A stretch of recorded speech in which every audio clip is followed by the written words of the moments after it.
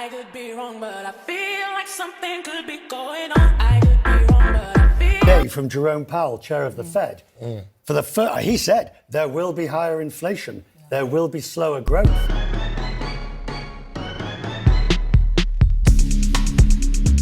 Hello and welcome back to my channel. My name is Jasmine and this channel's name is The Blossoming Jasmine. Today we're going to be talking a little bit about economics. Not really. I was never really good at economics. When I was in 7th grade, I took an economics class and I remember my teacher, whose name I don't remember, but I did constantly remember her saying that we're going to wish that we would have paid attention in class because the economy is always changing, and economics is something that we all should be paying attention to, no matter who you are, or what your niche is, or what your job is, and especially if you like shopping. She was right. I wish I would have paid attention more. And I think that's how a lot of us are feeling nowadays. Our economy is rapidly changing in America. Our economy is not only in the toilet, it's lower than the toilet. It is down there with Ninja Turtles. It's time for a lot of us to wake up and change the way that we're handling some of our finances. Now, the only way that I'm able to sit here in front of this camera today and actually give you advice on shopping is because I've made so many mistakes in the past. Now, when it comes to how to shop for groceries and stuff, like, you're gonna have to go to another channel. I do have like a method for myself, but I'm proud of you. I don't think you've ever gone grocery shopping. Well, I guess it's time I spread my wings.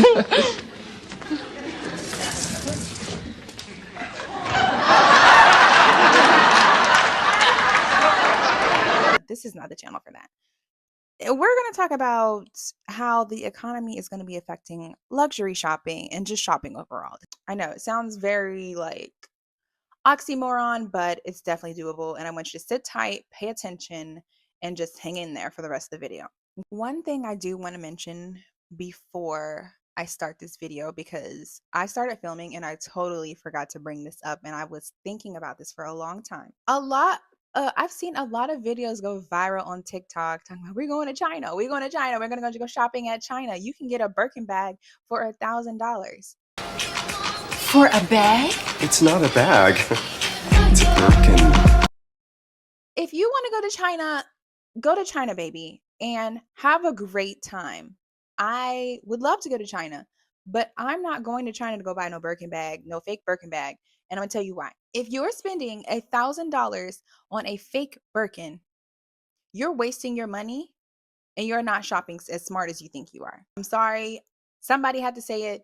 Not enough people are saying it. That's literally the opposite of the point of shopping smarter. Because you have to remember that a lot of people target Americans because we literally overconsume all the time. Oh, that's ridiculous. I only bought stuff that I absolutely needed. Watch out for the saddle.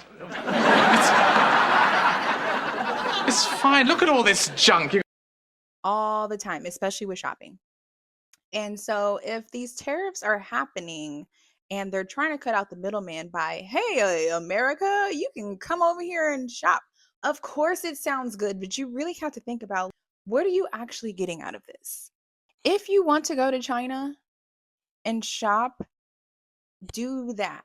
But do not go over there and try to buy fake designer, especially for a high price. Because even though they say that Birkin bags are made in the same factory, one, you have no evidence of that. You're just going off of what someone said that works in a random factory in China. You have no evidence, no research, you're just going straight off TikTok and just saying, oh yeah, Birkin bags are made in the same factory as these purses right here. Just because they can make replicas doesn't mean that it's the same material. And when you invest $1,000 into a bag that is not the original, when that bag starts to break down, what are you going to do? Or when you want to resell that bag, nobody's going to take it because it's fake. Or when you discover that the leather is actually not the same, what are you going to do? You should have actually saved your $1,000 and probably there's a couple of things you could have done. If you're worrying about spending less money, stop thinking that you have to buy designer. You don't have to buy designer. There are plenty of lower price point purses that you can purchase if you're not worried about the quality. If you are worried about the quality, there are some lower price point purses that are lower than Birkins, that are lower than $1,000, that are under $500, even some that are under $300, that you can still get some good quality, and it's good leather or it's good material. It'll last you a long time, and you'll be fine. You won't have to worry about your strap falling off or your zipper tearing off and can't nobody fix it because you decided to go to China and go get a busted bag. I have so many points. I have just so many points. So many points. I got to talk about this all day. If you want a nice little dupe, go ahead, baby. Get a nice dupe. But $1,000? Did you fall down and smack your little head on the pavement? It doesn't even have the name on it. Like, even if it does, stop buying dupes for $1,000. 900, 800, 500, 400, 300. Stop it. Okay? If you plan on traveling this year, then do your shopping over there. If you're going overseas somewhere, it's a high likelihood that you can get money back from shopping or wherever you're at if you're outside of the US, and that'll be a good deal. So you can look that up before you make that flight or before you make that trip. Save all of your money that you plan on spending shopping here in America for that trip, and it'll be a better investment and you'll get money back on top of that. The art of discernment. You're going to have to start valuing quality over quantity a little bit more. Okay? I want you to think about longevity because you have to think in your wardrobe, whether it's a low price point, a high price point, or a mid high price point. Everything that you put your money into is an investment. I'm going to give you an example. Actually, I can give you a real example of what I used to do and what I don't do anymore.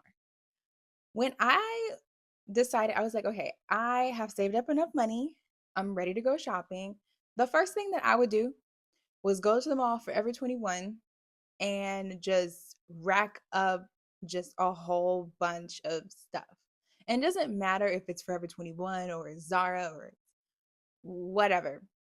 I would just buy a whole bunch of stuff. I was like, I need 5 skirts, I need 3 jeans, I need this I need this many t-shirts. That is a mistake. And if you're doing that, you are wasting your money and you're going to end up spending just as much money as people do on luxury items than you do constantly buying clothes over and over and over and over and over again. Because guess what? One, if you look at the price point of Zara's price point for the quality that you're getting is not comparable. You're probably going to take 50% of what I'm saying. And that's totally fine because I was the same way. Okay. Because when you are working off a certain budget, you don't have time to be walking up in Anthropology and just spending $200 on a dress. Okay. You're like, I want to go to brunch this weekend. I'm going to spend money on this $30 dress and it's just as cute and I'm going to be all right. But if you are specifically tuning in to spend your money a little bit wiser, you're going to have to invest because your clothes will love you back. If you decide to invest in your clothes, you will have longer time with your clothes. Another tip to smart shopping in this economy is buying in advance.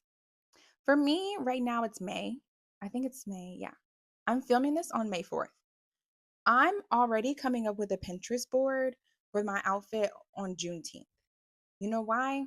Because I need to think about where I'm going to get my pieces from, what I already have in my closet. I need to think about what stores I'm going to go to. I want to take my time with shopping because not a lot of times it causes you to slow down, take your time and pay attention to detail. Also, another trait that I used to have was I was an impulse buyer. Okay. If I saw something and I was like, them shoes, those shoes. If I was like, I want it. I want it. And especially if I knew I had the money for it sitting in my bank account, and it's sitting right in front of me, why should I not go home with it? Why should I not buy it? If this is going to make me happy, why should I wait till tomorrow? Tomorrow's not promised. You don't spend your money, then what is it for?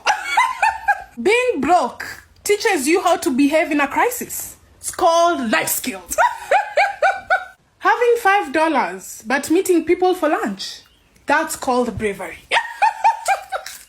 The money will go either way. Might as well use it now. Brokenness is temporary, being lavish is forever. That's how I used to think. I make a wish list in my head. Like, I can think of a couple of items from different stores that I've been thinking about for years. But the reason why I haven't bought them because it doesn't make sense right now. If it doesn't make sense right now, then I'm not going to get it. Eggs are almost $13. I mean, I'm in California, but still, like, eggs are $13. Imagine what's about to happen to luxury shopping. The same thing happens with these brands. People just think that the brands are going up just because. No, the price of everything is going up. So why wouldn't their prices go up too? So if I want to buy something, doesn't mean that I can't. You might just have to wait. Also makes you think about, like, what do you actually need? What I do see a lot of is overconsumption. And I can only speak from an American standpoint. Like, I've only ever lived in America all my life. I can't speak for any other parts of the world. But the propaganda that is given to America is the propaganda that is given to Americans, especially my Black people. Oh, Lord. Is that we feel like we always have to be buying something. We always have to be purchasing. We feel like we don't have enough, when a lot of times you do have enough. You don't always have to go buy a new outfit every time you go out. You can recycle, you can reuse, you can learn how to style your clothes. And that brings me to my next point. Vintage. Okay, if you listen, I'm not going to sit on this camera and just pretend like I'm not going to shop the rest of the year. I came here to tell you the truth, not to lie to you. I'm going to be making a purchase like sometime this year. Is that not a lot of people cherish vintage enough. Okay. When I say vintage, I'm not even just talking about accessories. I'm talking about clothes too, like consignment stores. 9 times out of 10, if you go to consignment stores, you'll find some great pieces. I've actually found this dress at a consignment store, and it's soft, it's buttery, and it was cheap. It was cheap and it's good quality. And I don't remember the brand. I do not remember the brand. A lot of the brands that were in that consignment store are popular brands. Like, I was seeing like Balenciaga, like I saw a Versace dress. Specifically saw the Versace dress that I forgot her name. The actress on 13 Going on 30 wore at the party in a different color. It was so cute. And I also saw like different shoes and accessories and like, and not to say like, not just looking for labels, but there was some quality pieces there. We have some great ones in LA, by the way, especially the small ones. Yeah, you need to look up local consignment stores, thrifting. There is nothing wrong with thrifting. Look at resale. If I'm on the street and I see you and I'm like, hey girl, oh my God, your outfit's so cute. Where'd you get those jeans from? And you're like, these are vintage. And I'll be like, yes. Yes. Like, the thing with buying vintage, a lot of times you get some unique pieces. Not to say that you won't get a unique piece when you buy newer, but a lot of times you'll have to pay more to get a unique piece. A lot of times with vintage, it's rare. Okay, so you don't see a lot of people with what you got on or what you have or that specific accessory. And it's really like, it brings more personality to your outfit or just to your wardrobe. So invest in vintage. Last thing that I want to say before I wrap this video up. Even if you are not luxury shopping, you need to be shopping for versatility. Okay? I've done this several times. where I have pieces in my closet I have only worn once, and I am praying on the day that I can wear it again. I'm praying on the day that I can wear it again, and that day has not come. For some of those pieces, it's been like over 3 years. I have not worn it. I've been trying, and I'm like, it's not working. Now, I'm not gonna lie, some of those pieces have came in handy, and I'm like, oh my god, I have the perfect dress. I've been waiting to wear this dress, and it happens. But don't do that. We're not in an economy right now to be buying pieces just for the heck of it, okay? You need to be buying pieces that are versatile, that you can wear to the office, that you can wear out to the museum, that you can wear to brunch with your friends, or that you can throw a cardigan on with this, that you can wear a skirt with that you can tuck it in and wear it with jeans. We are investing in ourselves and in our wardrobes this year, and we will be using our washer and dryer. Okay. There's nothing wrong with using our washer and dryer. We don't always have to go to the store and buy something new. And when I say this, I am talking to myself. I'm talking to myself.